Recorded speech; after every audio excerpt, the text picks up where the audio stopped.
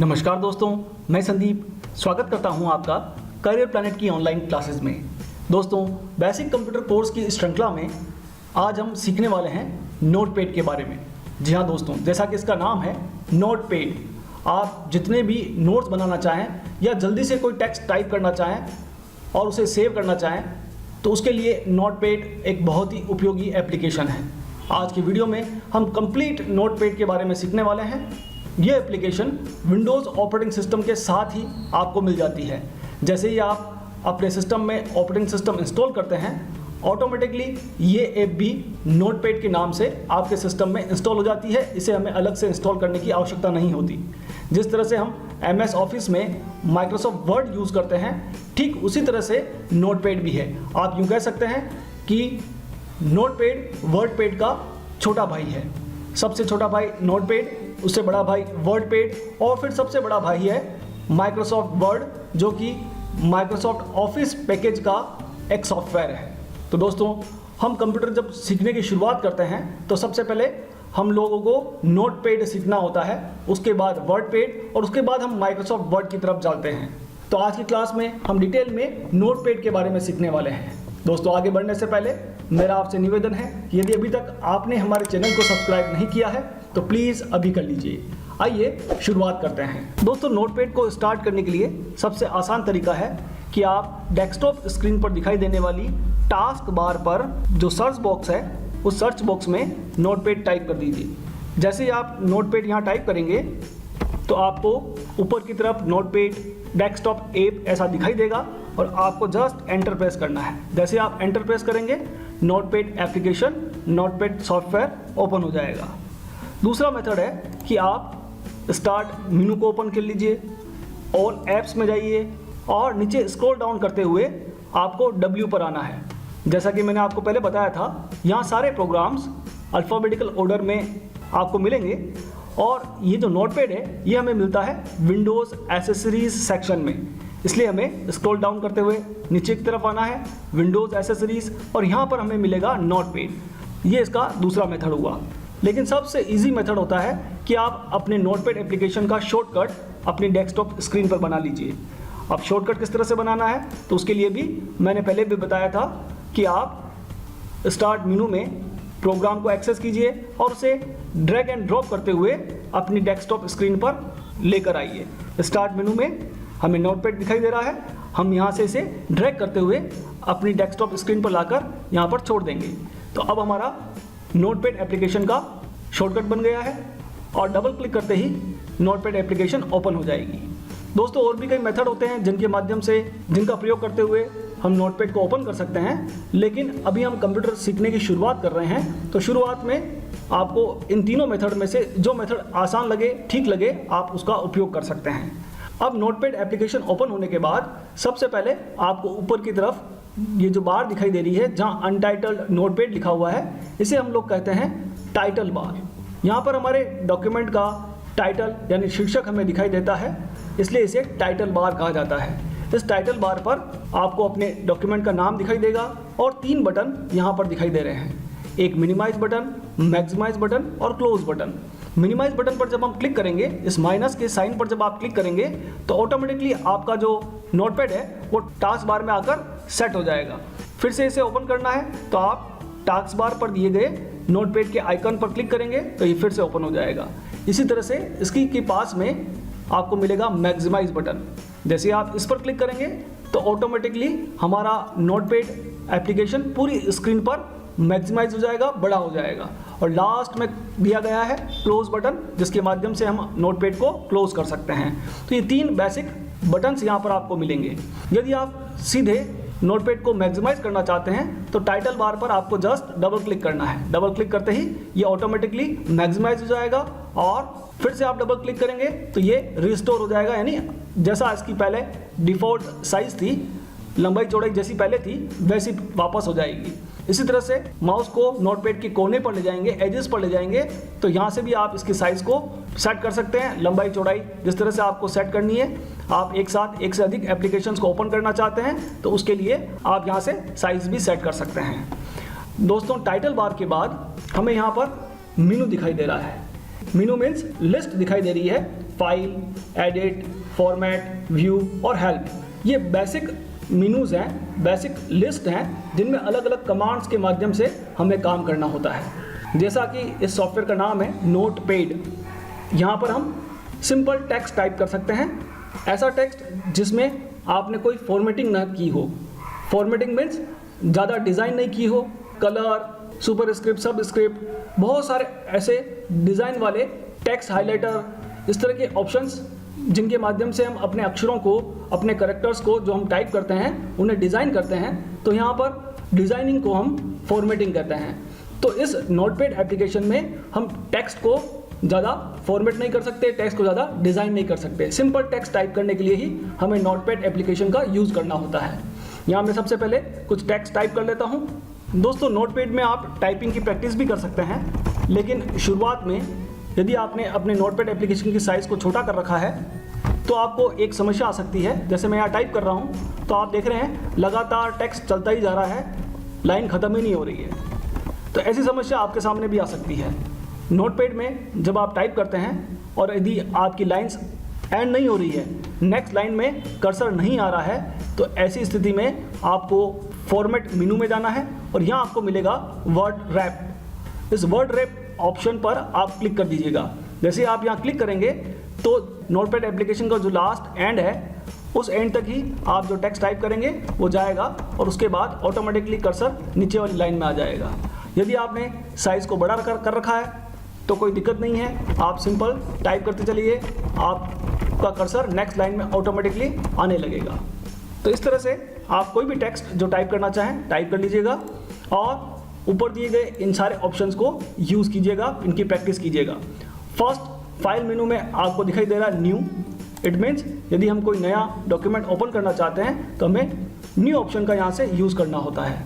लेकिन इसके लिए यदि मैं अभी यहाँ पर न्यू ऑप्शन का यूज़ करूँगा तो नोटपैड मुझसे पूछ रहा है do you want to save changes to untitled, कि आपने जो टाइपिंग पहले से कर रखी है, जो डॉक्यूमेंट पहले से तैयार कर रखा है, क्या आप उसे सेव करना चाहते हैं। यदि आप डोंट सेव कर देंगे तो जितना भी मैटर अभी आपने टाइप किया है वो सभी डिलीट हो जाएगा, मिट जाएगा। तो यदि कोई महत्वपूर्ण काम आप कर रहे हैं तो आप इसे सेव करते हुए फिर नया डॉक्यूमेंट ओपन कीजिएगा। अभी मैं इसे डोंट सेव कर लेता हूँ तो देखिए नया अनटाइटल डॉक्यूमेंट हमारे सामने ओपन हो जाता है। अगला यहाँ पर फाइल मेनू में ऑप्शन मिलेगा ओपन। यदि आपने नोटपैड में पहले से कोई फाइल पहले से बना रखी है तो आप उसे ओपन कर सकते हैं। तीसरा हमारा ऑप्शन मिलेगा हमें सेव। ये जो डॉक्यूमेंट हम बना रहे हैं ऊपर आपको अनटाइटल दिखाई दे रहा है। अनटाइटल इसलिए दिखाई दे रहा है क्योंकि ये डॉक्यूमेंट अभी तक हमने सेव नहीं किया है। तो आप सेव बटन के माध्यम से इस डॉक्यूमेंट को फ्यूचर में यूज़ करने के लिए सेव कर सकते हैं। सेव के साथ साथ हमें एक चीज़ और सीखनी है कि जब भी हम नोटपैड में कोई फाइल बनाते हैं तो उस फाइल का एक्सटेंशन .txt होता है। अब ये एक्सटेंशन क्या होता है? ऑपरेटिंग सिस्टम में फाइल का जो नाम होता है उसके दो भाग होते हैं। पहला भाग प्राइमरी नेम कहलाता है और दूसरा नाम सेकेंडरी या एक्सटेंशन नेम कहलाता है। दोस्तों, ये केवल आपके नॉलेज के लिए बता रहा हूँ, इससे आपको बिल्कुल भी नहीं घबराना है। ऑटोमेटिकली विंडोज़ इसका ध्यान रखता है। जिस एप्लीकेशन में हम फाइल बनाते हैं उसी एप्लीकेशन का extension Windows operating system set कर लेता है। तो नोटपैड में जो फाइल का एक्सटेंशन होता है वो .txt होता है। आपको जस्ट यहाँ पर अपनी फाइल का जो भी आप नाम देना चाहें, मैं यहाँ पर लिखना चाहता हूँ नोटपैड। नेम टाइप करने के बाद हमें सेव बटन पर क्लिक करना है। सेव बटन से हमारा डॉक्यूमेंट सेव हो जाएगा और आपको अपने टाइटल बार पर अपने डॉक्यूमेंट का नेम भी दिखाई देने लगेगा नोटपैड। दोस्तों, इसके बाद फाइल मेनू में अगला ऑप्शन हमारे पास आता है सेव एज। सेम फाइल को किसी और नाम से और किसी और लोकेशन पर यदि हम सेव करना चाहते हैं तो उसके लिए हमें सेव एज ऑप्शन का यूज़ करना होता है। अभी हमने जो पहले फाइल सेव की थी नोटपैड के नाम से वो डॉक्यूमेंट फोल्डर में सेव हुई थी। अब मान लीजिए हम डेस्कटॉप पर इसे सेव करना चाहते हैं तो आपको डेस्कटॉप पर क्लिक करना है तो लोकेशन चेंज हो गई, और इसका नेम चेंज करना चाहते हैं तो भी कर सकते हैं। अदरवाइज लोकेशन चेंज करने के बाद आप उसी नाम से सेम फाइल को किसी और लोकेशन पर सेव कर सकते हैं। जैसे मैंने यहाँ पर लिख दिया नोटपैड डेमो और फिर मैंने इसे सेव कर दिया, तो आप देखेंगे कि हमारे डेस्कटॉप पर भी नोटपैड डेमो नाम से फाइल यहाँ पर सेव हो चुकी है। दोस्तों, उसके बाद अगला ऑप्शन हमें मिलेगा पेज सेटअप का। यदि आप प्रिंट आउट निकालना चाहते हैं तो आपको पेपर की साइज यहाँ से सेलेक्ट करनी है। पेपर का ओरिएंटेशन आप पोर्ट्रेट और लैंडस्केप, यानी आड़ा या खड़ा किस तरह का पेज प्रिंट आउट में निकालना चाहते हैं। दो तरह के ओरिएंटेशन यहाँ पर आपको मिल जाएंगे। उसी तरह से आप मार्जिन्स लेफ्ट में कितनी जगह छोड़ना चाहते हैं, राइट में, टॉप में, बॉटम में कितनी जगह आपको छोड़नी है, वो भी आप यहाँ से सेट कर सकते हैं। इस तरह से अगला ऑप्शन आपको मिलेगा प्रिंट, जिसके माध्यम से आप इस डॉक्यूमेंट का, इस नोटपैड की फाइल को प्रिंट कर सकते हैं। फाइल मेनू का लास्ट ऑप्शन मिल रहा है एग्जिट, जिससे हम अपने डॉक्यूमेंट को क्लोज कर सकते हैं, बंद कर सकते हैं। दोस्तों इसी तरह से फाइल मेनू के पास में एडिट मिलेगा। एडिट में पहला ऑप्शन है अंडू, बहुत ही महत्वपूर्ण ऑप्शन है। जैसे यहाँ पर आपको दिखाई दे रहा है वाईफाई, आपसे ये वर्ड बाय मिस्टेक डिलीट हो गया है और आप वापस लाना चाहते हैं तो एडिट में आप अंडू का यूज़ कर सकते हैं। जैसे आप अंडू पर क्लिक करेंगे फिर से वो टेक्स्ट आपके पास आ जाएगा। इट मीन्स अंडू का सीधा सा मीनिंग है कि आप रिवर्स एक्शन, आप पुराना जो काम है उसे वापस ला सकते हैं। अगला ऑप्शन है कट। कट का मीनिंग है कि आप किसी भी वर्ड को सेलेक्ट कीजिएगा और उसके बाद एडिट में दिए गए कट ऑप्शन का यूज़ करते हुए यहाँ से इसे कट कर सकते हैं और जिस लोकेशन पर आप कट किए गए वर्ड को लाना चाहते हैं वहाँ पर क्लिक कीजिए, कर्सर को वहाँ रखिए और सिंपल पेस्ट कमांड से आप उस वर्ड को किसी और जगह पर ला सकते हैं, पेस्ट कर सकते हैं। तो कट और पेस्ट दोनों साथ काम करते हैं। कट के बाद हमें पेस्ट करना होता है। इस तरह से कॉपी और पेस्ट भी साथ काम करते हैं। कॉपी से हम किसी भी टेक्स्ट को एक से अधिक जगह पर कॉपी कर सकते हैं, उसका डुप्लीकेट टेक्स्ट तैयार कर सकते हैं। कॉपी पर क्लिक कीजिएगा, जिस लोकेशन पर आप टेक्स्ट की कॉपी करना चाहते हैं उस लोकेशन पर क्लिक करते हुए, कर्सर को वहाँ रखते हुए फिर आपको पेस्ट करना है। तो देखिए वो वर्ड यहाँ पर भी है मेक श्योर और यहाँ पर भी है मेक श्योर। जितनी बार आप पेस्ट करना चाहें उतनी बार उस वर्ड को अलग अलग जगह पर ला सकते हैं, पेस्ट कर सकते हैं। इस तरह से अगला जो ऑप्शन है वो मिल रहा है आपको डिलीट। दोस्तों आपने ध्यान दिया होगा यहाँ पर कुछ कमांड्स डिसेबल हैं, इनेबल नहीं है। उसका कारण यह है कि जब तक आप टेक्स्ट को सिलेक्ट नहीं करेंगे वो ऑप्शंस एक्टिवेट नहीं होंगे। जैसे आपने टेक्स्ट सेलेक्ट किया ऑटोमेटिकली सारे ऑप्शन एक्टिवेट हो गए हैं, इनेबल हो गए हैं। डिलीट का सीधा सा मीनिंग है आप डिलीट करेंगे और टेक्स्ट वहाँ से डिलीट हो जाएगा, मिट जाएगा। नेक्स्ट इंपॉर्टेंट ऑप्शन आ रहा है फाइंड। इस फाइंड ऑप्शन के माध्यम से आप अपने डॉक्यूमेंट में लिखे गए टेक्स्ट या नंबर्स को फाइंड कर सकते हैं, ढूंढ सकते हैं, सर्च कर सकते हैं, खोज सकते हैं। जैसे मैं यहाँ चाहता हूँ कि मैंने अपने इस पूरे डॉक्यूमेंट में कहाँ पर ऑन लिखा हुआ है, तो आप जो भी टेक्स्ट ढूंढना चाहते हैं उन्हें फाइंड वोट में टाइप कर दीजिए और फाइंड नेक्स्ट बटन का यूज़ करते हुए आप उसे ढूंढ सकते हैं। जैसे आप फाइंड नेक्स्ट करेंगे वो टेक्स्ट कहाँ लिखा हुआ है वो हाईलाइट हो जाएगा। देखिए जहाँ जहाँ लिखा हुआ है वहाँ पर टेक्स्ट हाईलाइट हो रहा है। जब आप डॉक्यूमेंट के लास्ट में नीचे की तरफ आ जाएंगे उसके बाद कैन नॉट फाइंड आ रहा है तो आप यहाँ से डायरेक्शन को अप कर सकते हैं। अभी डायरेक्शन डाउन था, आप अप करेंगे तो डॉक्यूमेंट में ऊपर की तरफ जो ऑन जहाँ जहाँ लिखा हुआ है वहाँ पर ये आपको सर्च करेगा। इसी के साथ में साइड में आपको मैच केस मिलेगा।